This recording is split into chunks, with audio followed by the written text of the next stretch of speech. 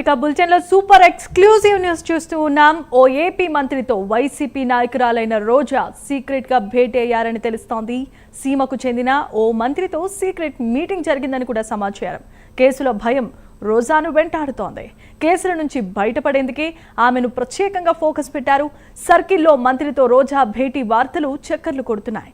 ఎవరా మంత్రి అన్న దానిపై సర్వత్రా చర్చ జరుగుతోంది. ఇటీవలే వైసీపీ నేతలతో కూటమి నేతలు అంటకాగుతున్నారంటూ ఆరోపణలు వినిపిస్తున్నాయి.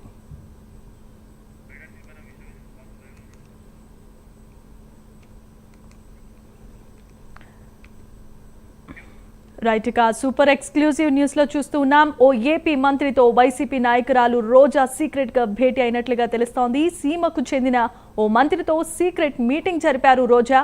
కేసుల భయం రోజాను వెంటాడుతున్నట్లుగా తెలుస్తోంది. కేసుల నుంచి బయటపడేందుకే ఆమె ప్రత్యేకంగా ఫోకస్ పెట్టారు. దీంతో పొలిటికల్ సర్కిల్లో మంత్రితో రోజా భేటీ వార్తలు చక్కర్లు కొడుతున్నాయి. ఇదే అంశానికి సంబంధించి మరిన్ని అప్డేట్స్ను అందించడానికి విశాఖ నుండి మా కరెస్పాండెంట్ వాసు సిద్ధంగా ఉన్నారు. వాసు, చెప్పండి. జమీమా, ఇప్పుడు రాష్ట్ర వ్యాప్తంగా కూడా రోజా వ్యవహారమే చర్చ జరుగుతుంది. రోజా ఒక రాయలసీమకు చెందినటువంటి మంత్రితో భేటీ అయింది. ఆ భేటీ అవట గల కారణం ఏంటి, అసలు ఎందుకు భేటీ అయింది అనేది మనం కూటమి ప్రభుత్వం వచ్చినప్పటి నుంచి కూడా చూస్తాం. చాలామంది మీద కూడా కేసులు నమోదు చేయటం, అరెస్టులు జరగటం, పొలసాని లాంటి వాళ్ళు కూడా అరెస్టులు జరగటం, కొంతమంది మాజీ మంత్రుల మీద కూడా ఇప్పుడు కేసులు నమోదు అవటం, కొందరు పరారులో ఉండటం. ఈ వ్యవహారం అంతా చూస్తుంటే కూటమి ప్రభుత్వం కూడా ఎక్కడో కూడా కక్షాదింపు లేదు అని చెప్తూనే ఎక్కడైతే తప్పు జరిగిందో అక్కడ వాళ్ళ మీదే కేసులు పెడతామని చెప్పడం జరిగింది. నెల్లూరు వ్యవహారం అవ్వచ్చు, లేదా మిగిలిన జిల్లాలో అవ్వచ్చు, ఎక్కడ చూసినా సరే వాళ్ళ ఆధారాలు సేకరించి మొత్తం కూడా సమగ్రంగా కేసులు నమోదు చేసి చట్టపరమైన చర్యలు తీసుకుంటున్నారు. ఈ నేపథ్యంలో కొంతమంది మాజీ మంత్రుల్లో వాళ్ళ గుండెల్లో రైళ్లు పరిగెట్టే పరిస్థితి ఏర్పడింది. ఎందుకంటే చాలామంది కూడా గత ప్రభుత్వంలో తెలుసో తెలియకో లేకపోతే ఒత్తిడి వల్ల తప్పులు చేయడం జరిగింది. మనం చూడొచ్చు, విడుదల రజనీ అవ్వచ్చు, కాకాని అవ్వచ్చు, ఇలా చాలామంది మాజీ మంత్రుల మీద కేసులు నమోదవుతున్నాయి.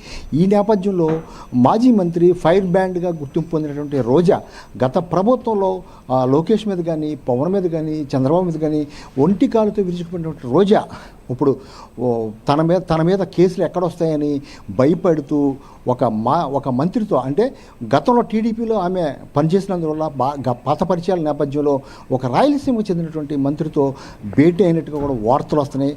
చాలా విస్తృతంగా గత 24 గంటలుగా కూడా చాలా ప్రచారం జరుగుతుంది. మరి ఆ రోజు ఆ మంత్రి ఎవరితో భేటీ అయింది, భేటీకి గల అసలు విషయం ఏంటి, అంటే ఆవిడేమన్నా మళ్ళీ పార్టీలు మారే ఆలోచన ఉందా, లేకపోతే కూటమి ప్రభుత్వాన్ని కాస్త చల్లబరిచే విధంలో మాట్లాడుతుందా, అసలు ఏం జరుగుతుంది అనేది చర్చనీయాంశంగా మారింది. మొత్తానికి ఏదేమైనప్పుడు కూడా రోజా వ్యవహారం అయితే ఇప్పుడు రాష్ట్ర వ్యాప్తంగా చర్చకు దారితీసింది. రాష్ట్ర వ్యాప్తంగా కూడా ఎక్కడ చూసినా సరే, ఎందుకంటే గత ప్రభుత్వంలో పూర్తి వ్యతిరేకత తెచ్చుకుంది ఆ రోజానే. ఎందుకంటే రోజా చాలా దారుణంగా పవన్ విషయంలో కానీ, లేకపోతే లొకేషన్ కానీ చాలా వ్యక్తిగతంగా కూడా రాజకీయ దాడి చేసేది. అదే కాకుండా ఆమె మీద చాలా ఆరోపణలు ఉన్నాయి.